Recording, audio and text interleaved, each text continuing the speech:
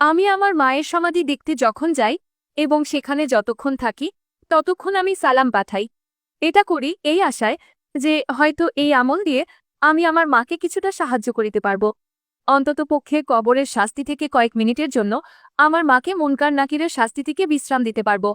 বোন প্রশ্ন করেছেন যে তিনি কি একজন অমুসলিম মায়ের কবরে সালাম দিতে পারেন? ঠিক। হ্যাঁ, কিন্তু এটা আমার মায়ের জন্য নয়, বরং মুনকার নাকিরের জন্য। হয়তো তারা আমার সালামের উত্তর দেওয়ার জন্য আমার মাকে শাস্তি দেওয়া বন্ধ করবে। যদি আপনার মা অমুসলিম হিসেবে মারা যান, আপনি কবর দেখতে যেতে পারেন, এটা ঠিক আছে। কিন্তু আপনি আপনার মায়ের জন্য ক্ষমা চাইতে পারবেন না যদি তিনি অমুসলিম হিসেবে মারা গিয়েছেন। আল্লাহ এটা নিষেধ করেছেন। যদি তিনি মুশরিক বা অমুসলিম হিসেবে মারা যান, আপনি তার মাগফিরাতের জন্য দোয়া করতে পারবেন না, তার শাস্তি থেকে মুক্তি এবং জান্নাতের জন্য দোয়া করতে পারবেন না। এটার অনুমতি নেই। কোরআনে আছে, ইব্রাহিম আলাইসাল্লাম তার পিতার জন্য দোয়া করতে নিষেধ করা হয়েছে। তার পিতা একজন অমুসলিম ছিলেন, মুশরিক ছিলেন। তিনি পিতাকে প্রতিজ্ঞা করেছিলেন যতদিন জীবিত আছে তার জন্য প্রার্থনা করবেন।